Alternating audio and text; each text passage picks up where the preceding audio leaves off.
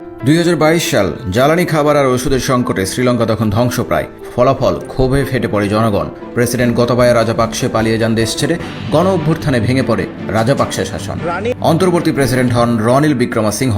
2023 সালের মার্চে শ্রীলঙ্কায় অনুষ্ঠিত হওয়ার কথা ছিল সাধারণ নির্বাচন, যা বিক্রমাসিংহের প্রশাসন অর্থনৈতিক সংকটের অজুহাতে স্থগিত করে। এরপর তার বিরুদ্ধে ওঠে গুরুতর কিছু অভিযোগ। নির্বাচন বিলম্ব, বিক্ষোভ দমন, কর বাড়ানো, এমনকি সমালোচিত হন পুরনো বন্ড কেলেঙ্কারির ঘটনায়। 2024 সালে শ্রীলঙ্কার সুপ্রিম কোর্ট ভোট বিলম্বের চেষ্টাকে স্বেচ্ছাচারী ও অবৈধ বলে রায় দেন। এছাড়া আন্তর্জাতিক মুদ্রা তহবিল থেকে $2.9 বিলিয়ন মার্কিন ডলার পাওয়ার জন্য বিক্রমাসিংহের সরকার কঠোর আর্থিক সংস্কার, যেমন কর বৃদ্ধি ও ভর্তুকি হ্রাস করে, যা জনসাধারণের মধ্যে অসন্তোষ সৃষ্টি করে এবং বিক্রমাসিংহের মিস্টার ক্লিন ইমেজকে ক্ষতিগ্রস্ত করে। এক পর্যায়ে নানামুখী চাপের মুখে 2024 সালে সাধারণ নির্বাচন দিতে বাধ্য হন অন্তর্বর্তী প্রেসিডেন্ট, যেখানে জয়ী হন বামপন্থী নেতা অনুরা দিশানায়েকে।